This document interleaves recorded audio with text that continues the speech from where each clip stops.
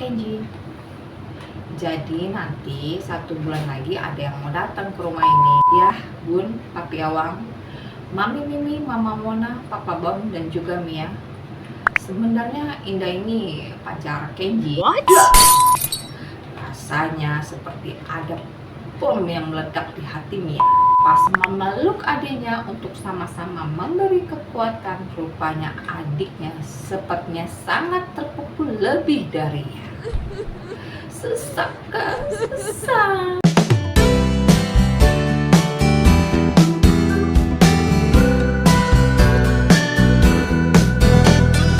Halo geng, kembali lagi sama Tante Mera.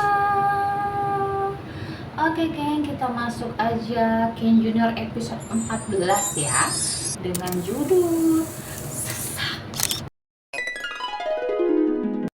Sekarang ini kediaman Ken sedang ramai. Biasa ada keluarga Awang dan juga Mimi. Mereka lagi kumpul bersama menunggu kedatangan putra sematawayang pemilik rumah itu. Mereka semua pada duduk-duduk di teras, menanti dengan perasaan gak sabaran. Gak lama, sosok yang ditunggu mereka datang. Hello. Kenji membuka gerbang dan berjalan masuk. Sontak semua orang pada berdiri menyambut kedatangannya. Akhirnya kamu pulang, Nak.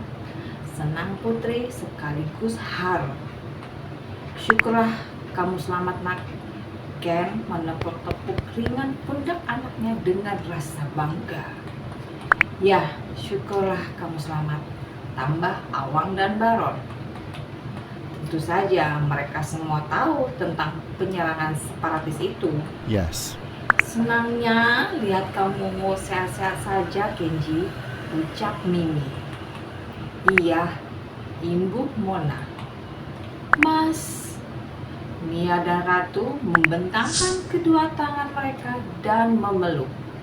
Kenji pun membalas pelukan itu dan menepuk-nepuk ringan punggung mereka. Ya sudah, ayo kita masuk, ajak Ken. Ayo, respon yang lain. Di dalam, mereka kembali berbincang-bincang. Mereka duduk di ruang tamu. Namun sebelumnya Kenji telah menaruh dulu barang-barangnya di kamar. Kamu agak hitamannya, Kenji? Mimi membuka obrolan. Ya namanya tugas, Mona yang merespon. Tapi kan Papua banyak juga daerah pegunungan. Apa tempat kamu daerah panas, Kenji? Mimi membalas omongan Mona sekaligus bicara lagi ke Kenji. Daerah tempat Kenji adem kok, Mami Mimi. Cuman ya karena kebanyakan patroli, Kenji jadi agak hitam begini, balas Kenji. Habis kejadian itu sampai saat ini masyarakat di sana gimana? Tanya Baron. Mengangkat topik itu karena dia penasaran. Oh. Tetap kondusif kok Papa Baron, balas Kenji. Ya sudah pasti begitulah. Lagian kalau nggak pasti kan berita itu akan naik di media. Buktinya setelah penyerangan itu pas sudah dinyatakan aman tidak ada berita itu kan. Awang turut menanggapi ucapan Baron.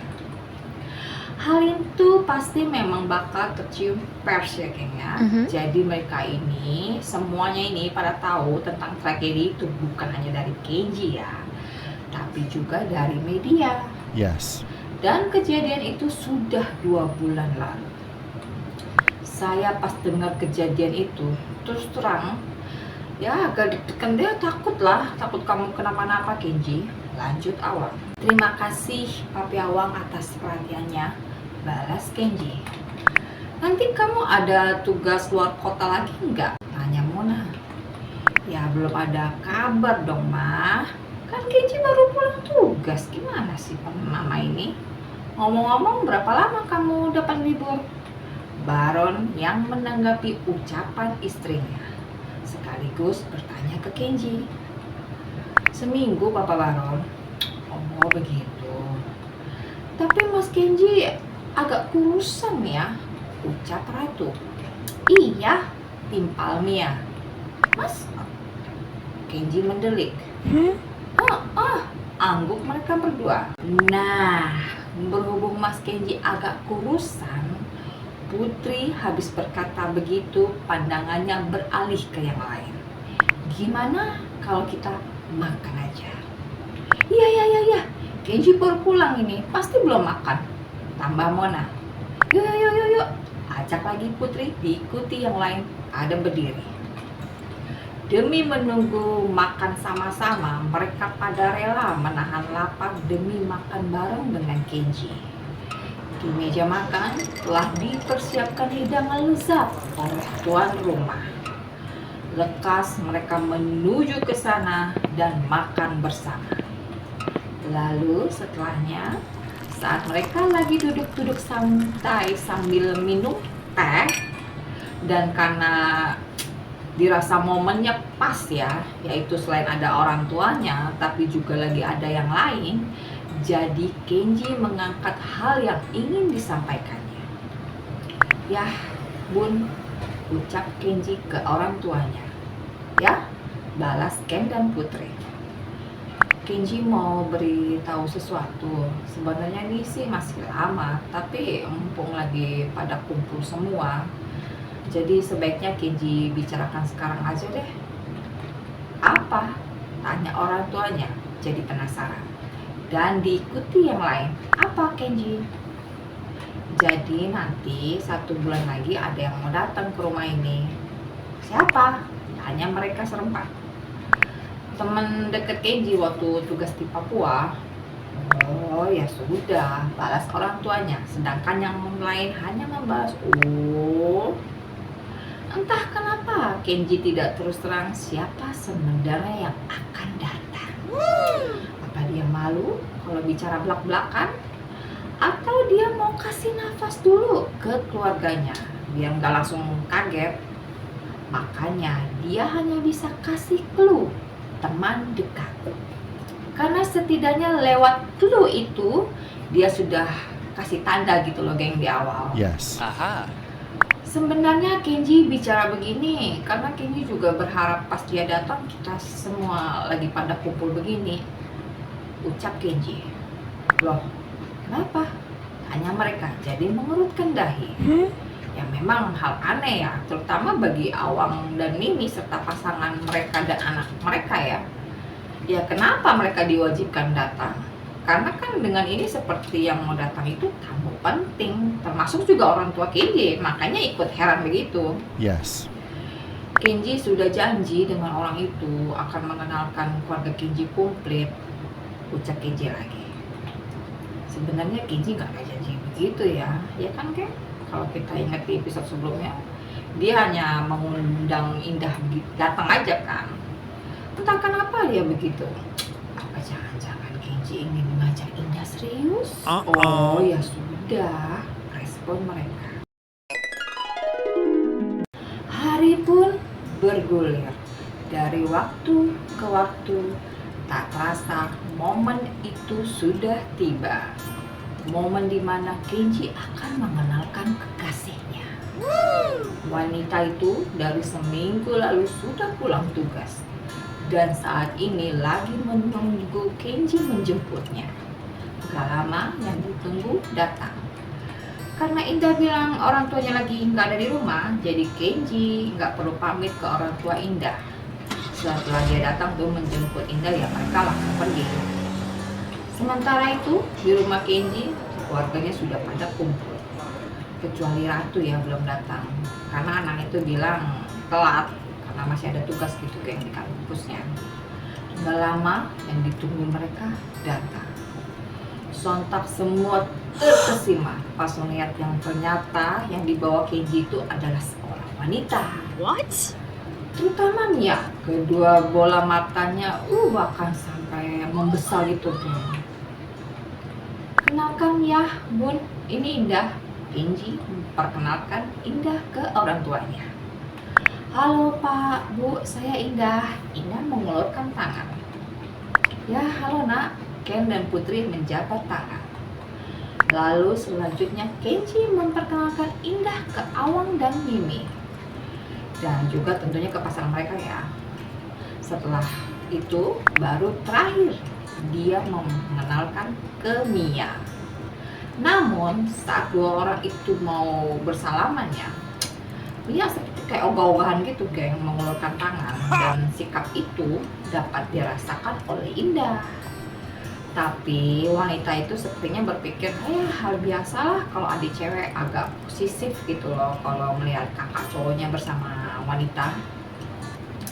Ya memang begitu sih, tapi kan ini nggak tahu ada arti lain kan. Meski Kenji belum menyebut Indah itu siapa, maksudnya siapa Indah sebenarnya, dan mengingat semua orang disuruh kumpul demi menyambut kedatangan wanita itu, karena itu Mia sudah bisa menebak sebagai apa Indah ini di diri Kenji. Makanya sikap dia begitu. Sebenarnya yang lain juga begitu, makanya tadi pada terkesima. Dan ya gara-gara ngeliat si Kenji bawa cewek itu, jadi mereka langsung flashback gitu geng, langsung flashback tentang perkataan Kenji yang kemarin itu, yang berkata teman dekat. Yes. Dan apa yang mereka pikirkan akhirnya terjawab sudah, karena Kenji selanjutnya bicara terus terang tentang Indah. Ya Bun, Papi Awang, Mami Mimi, Mama Mona, Papa Bon, dan juga Mia, sebenarnya Indah ini pacar Kenji. Dia seorang dokter. Kami bertemu waktu ya sama-sama bertugas di tempat yang sama di Papua. What? Rasanya seperti ada bom yang meledak di hati Mia. Meski sudah bisa menebak, tapi tetap saja ya dia mendengarnya itu ya hatinya ya sakitnya minta ampun. Apalagi yang memberi keterangan itu langsung dari sumbernya. Yes. Karena itu dia nggak kuat lagi. Akhirnya dia memberi alasan sedemikian rupa agar bisa pergi. Setelah dapat izin, lekas dia keluar dari sana. Di luar dia berjalan tergesa-gesa menuju pulang. Namun di tengah jalan dia ketemu Ratu. Loh, Dek, mau kemana? Tanya Ratu. Anak itu nggak menjawab, terus jalan saja. Ratu melongo karena dicuekin kan. Lalu dia lanjut lagi jalan ke rumah Kenji. Pas di sana dia baru paham kenapa adiknya begitu. Dan akhirnya sama seperti Mia, dia memberi alasan sedemikian rupa agar bisa kabur dari sana. Karena ya itu nggak tahu lihat pemandangan di depan matanya ini ya, atas kenyataan yang dia rasakan saat ini, yang dihadapin saat ini. Yes. Lalu di luar dia berjalan sambil menahan air mata. Namun tiba-tiba langkahnya terhenti. Kenapa? Karena dia melihat adiknya lagi jongkok menangis di jalan. Sepertinya adiknya nggak tahan atas bendungan air matanya. Ya seperti kita ketahui bersama ya geng, mereka ini kan taunya satu sama lain nggak ada, ya nggak rela lah kalau masnya akrab sama orang lain. Ya karena itu si Ratu ini menganggap pasti Mia begitu. Lalu karena melihat adiknya nangis di tengah jalan gitu, Ratu menghampiri.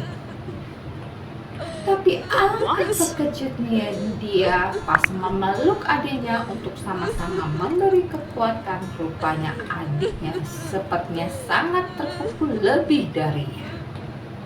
Sesak kan, sesak.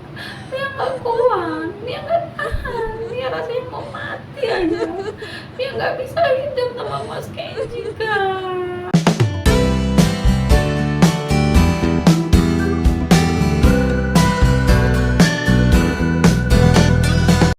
Itu dia geng episode Ken Junior ya, dengan judul Sesak episode 14 ya geng ya.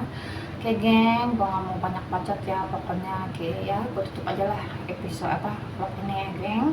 Oke geng, jangan lupa untuk like, subscribe, komen, dan share ya. Oke geng, sampai jumpa lagi di episode 15 ya geng ya. Bye bye.